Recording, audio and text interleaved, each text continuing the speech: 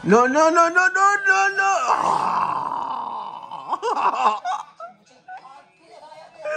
Oh, Zoha.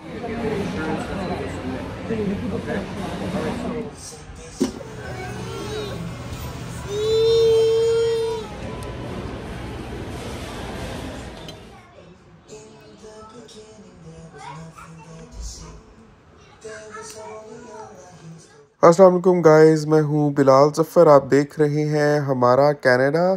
तो आज हम लोग कनाडा से ग्लासेस बनवा रहे हैं। मैं आपको बताता हूँ कि कितने की एक ऐनक बनती है कनाडा में, और ये एक ऐनक लेने वाला मामला उठा किस तरह से।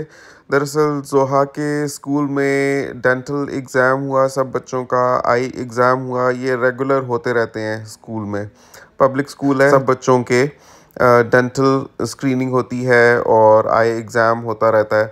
तो ज़ोहा का भी आई टेस्ट हुआ, तो उन्होंने फर्दर कहा कि आप जाकर इसका प्रॉपरली एक चेकअप करवाएं।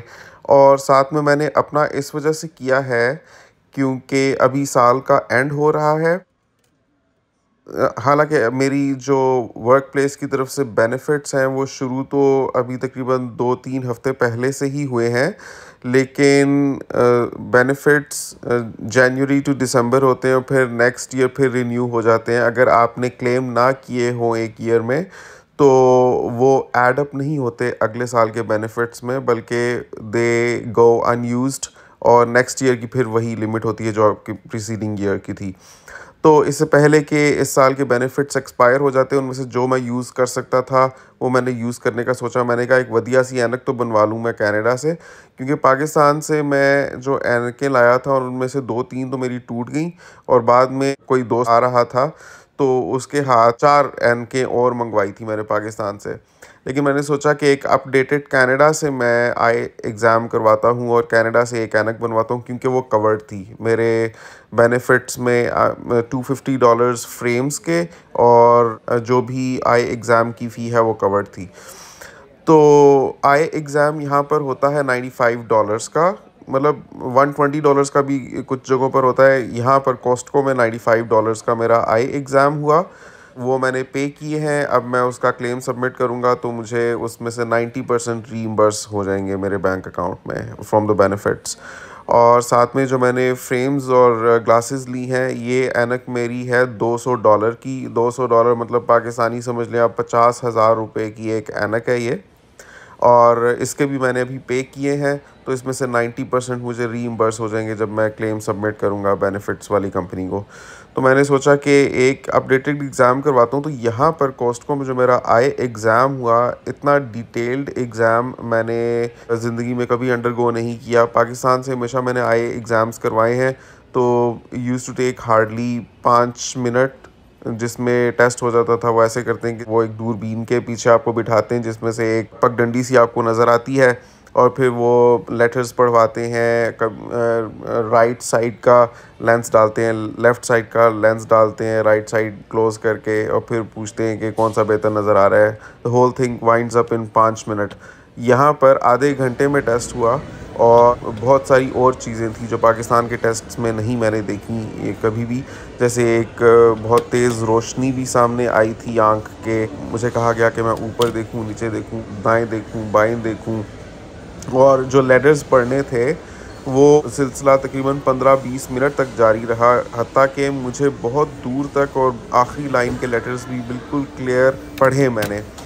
तो मुझे लगता है कि वैसे तो जब बन जाएंगे चश्मे तभी आपको कंप्लीट रिव्यू दे सकूंगा, लेकिन आई एग्ज़ाम बहुत डिटेल्ड हुआ है, जिसकी वजह से हो सकता है कि अब जब मैं चश्मे पहनूंगा तो मुझे और भी ज़्यादा इंशाल्लाह क्लियर नज़र आए। वैसे जो मैं पाकिस्तान से भी बनवा कर लाया था उसमें से भी मुझे ऑलमोस्ट बिल्कुल ज़बरदस्त नज़र आता है, लेकिन if this can be further enhanced तो ये एक ब्लेसिंग से कम नहीं है।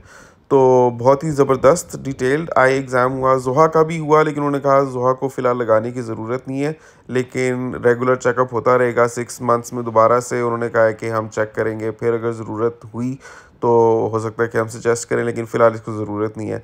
लेकिन मेरा उन्होंने कहा कि बेहतर है कि मैं फ्रेम्स बनवा लूँ based on the latest I exam results. तो फिर मैंने वो बनने के लिए दे दिए। टोटल $295 मेरे लगे हैं जो मैंने पे किए हैं। अब मैंने बेनिफिट्स वाली कंपनी को वो सबमिट करना है क्लेम, तो फिर जब मेरे बैंक अकाउंट में आ जाएंगे आपको मैं बताऊंगा। 90% तक कवर्ड है, मतलब 10% मुझे अपनी जेब से पे करने हैं। इस तरह से मुझे ये ऐनक पड़ेगी $30 की, जो समझ ले 6500 या 7000 बनते हैं पाकिस्तानी। पाकिस्तान में भी एक अच्छी ऐनक इतने की ही बनती है। तो अगर मुझे कनाडा में रहते हुए पाकिस्तान के रेट पर ऐनक अगर मिल रही है तो it's a very very good thing. तो एक तो मैंने इसको यूज़ कर लिया, दूसरा मैं चाह रहा था कि मसाज थेरेपी करवा लेता, लेकिन उसकी अपॉइंटमेंट नहीं मिली क्योंकि वो भी कवर्ड है। किधर लेके जा रही हो मुझे? Hot chocolates. और उसके अलावा एक डेंटिस्ट से मैंने अपॉइंटमेंट ली हुई है क्योंकि $1000 डेंटिस्ट के कवर्ड हैं मेरे बेनिफिट्स में। साल ख़त्म होने से पहले पहले मैंने कहा दांत शान चेक करवा लूँ, साफ़ वगैरह एक जो होता है इनके। वैसे तो मेरे दांत माशाल्लाह बिल्कुल साफ़ है, लेकिन जो इनका एक होता है ना क्लीनिंग का प्रोसीजर, कि एक एक वो आपका निकाल देते हैं स्टेन और हर तरह से एक्सीलेंट कर देते हैं दांतों को। प्लस चेक भी कर लेंगे, एक्सरे वगैरह कर लेंगे, अगर कहीं पे खुदा न खास्ता कोई कैविटी वगैरह बिल्ड हो रही है तो वो टाइमली डिटेक्ट हो जाए, उसका ट्रीटमेंट हो जाए। वैसे तो इतना एक्सपेंसिव है ये, एक एक रूट कनाल अगर आपने कनाडा में करवानी हो तो it goes up to 3000 and 3500 Canadian dollars. ऐसा होता है कि लोग इतने में मुल्क में जाकर अपने और वहाँ से करवा कर आ जाते हैं, तो वो भी सस्ता पड़ता है। लेकिन अब ये कि बेनिफिट्स में कवर्ड है, देखूंगा इफ़ थिंग्स कम अप या 1000 में जो भी कवर हो सकता है तो वो इंशाल्लाह करवाने की कोशिश करूँगा। उसकी भी अपॉइंटमेंट साल ख़त्म होने से पहले ही है।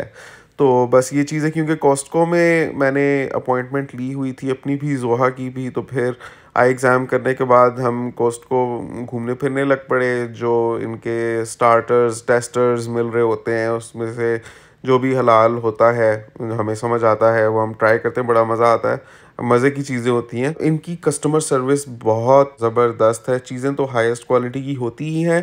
प्लस ये कि अगर आपको कुछ नहीं पसंद आता, आप जाकर अगर वापस करना चाहते हैं तो चूँ चाँ किए बगैर आपको आपके पैसे रिफ़ंड हो जाते हैं।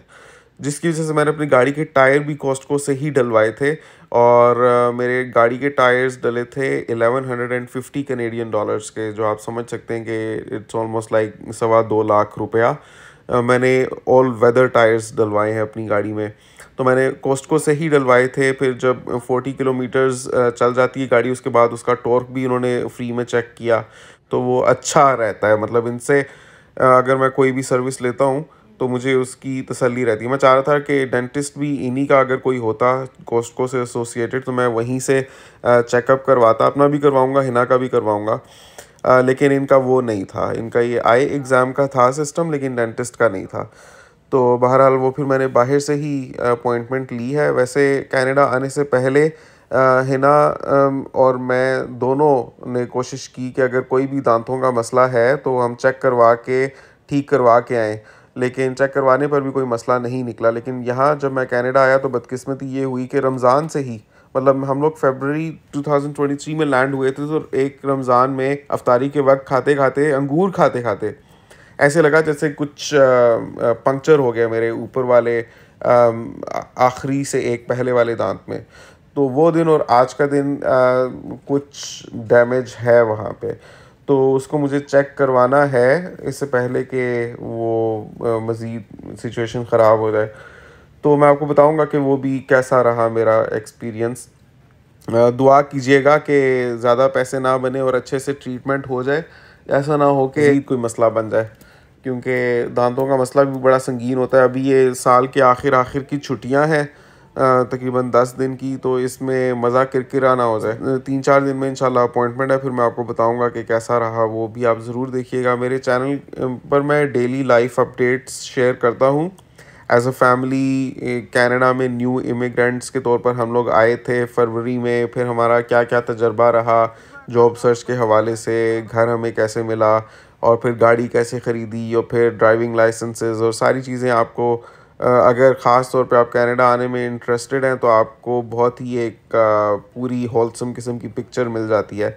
आप रिलेट कर सकते हैं और उसी के अकॉर्डिंग आप प्रिपेयर कर सकते हैं फॉर द चैलेंजेस जो आपको मिलेंगे, ना सिर्फ कनाडा में बल्कि ऑल ओवर द वर्ल्ड। कहीं भी अगर आप यूरोपीय ममालिक में शिफ्ट होते हैं तो जिस किस्म की मैंने वीडियोस बनाई हैं वो आपको हर जगह ही रेलिवेंट मिलेंगी, बिकॉज़ मैंने वीडियोस बनाई हैं from the perspective of a Pakistani Muslim immigrant family. तो हलाल हराम की तमीज़ और जो यूरोपीय ममालिक में हमें चैलेंजेस देखने मिलते हैं, जो माशरे का इन्फ्लुएंस होता है, उस पर मेरे क्या रिव्यूज़ हैं, क्या तरीके हम कर सकते हैं अपने आप को प्रोटेक्ट करने के लिए और अपनी रूट्स से भी जुड़े रहने के लिए, और बेहतरीन तरीके से इंटीग्रेट होकर यहाँ का भी best of the best enjoy करना और अपना भी जो बेस्ट हम यहाँ पर लाते हैं, not to let go of that. तो वो सारी चीज़ें मैंने बताई हुई हैं। तो इस वजह से आप अगर इस किस्म के कंटेंट में इंटरेस्टेड हैं तो don't forget to subscribe my channel और वीडियो को एक थम्स अप भी ज़रूर दे दें। घर आए,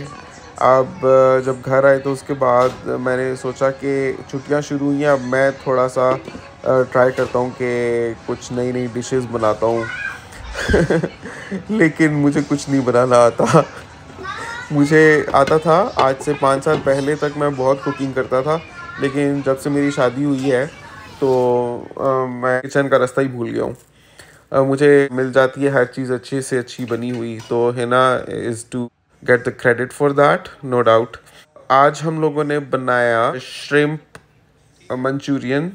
आपको पिछले व्लॉग्स में दिखाया था किसकी चीज़ें हम लोग लेकर आए थे, थाई सॉस भी लाए थे, श्रिम्प्स भी लाए थे। तो श्रिम्प्स मंचूरियन बनाया और साथ एग फ्राइड राइस थे और बहुत अच्छे बने। तो पाकिस्तानी कल्चर की काफ़ी याद भी आती है हमें। तो जो हमारे पास है वो ड्रामे ही हैं देखने के लिए। समटाइम्स हम लोग का टाइम मिल जाए कभी तो देखते हैं। तो अभी आजकल एक नया ड्रामा शुरू हुआ है, इसमें एक सीन था जिसमें आयज़ा ख़ान जूस का ग्लास उंडेलती है उस लड़के के ऊपर जिससे उसकी शादी हो रही होती है, वो लड़का अच्छा नहीं होता। तो वो सीन जोहा को इतना पसंद आया, वो उसको बार बार रिवाइंड करके देख रही थी क्योंकि बहुत ड्रामेटिक सीन था। लेकिन एक चीज़ अच्छी है कि यहाँ पर सब लोग इंग्लिश बोलते हैं ना, हमारे अलावा बाकी बाहर। तो जोहा इंग्लिश तो गोरों वाली सीख गई हुई है, लेकिन हम उसको अब सिखा रहे होते हैं कि उर्दू सीखो, उर्दू बोलो। मतलब ये भी दिन आने थे ज़िंदगी में और इतनी जल्दी आने थे। एक वक्त था हम कह रहे थे हाँ जल्दी जल्दी इंग्लिश सीख जाए, उर्दू तो सभी बोल रहे हैं यहाँ पर, इसके साथ तो इंग्लिश सीख जाए। और अब हम इसको बोल रहे हैं कि इंग्लिश खबरदार बोली घर में, उर्दू बोलनी है। तो ड्रामों से ये है कि एक सेंस मिल जाती है कि जिस कल्चर से हम आए हैं उधर किस तरह से लोग ड्रेसअप होते हैं, उधर के रिश्ते किस तरह के होते हैं, उधर के मसाइल किस किस्म के होते हैं। No no no no no no no.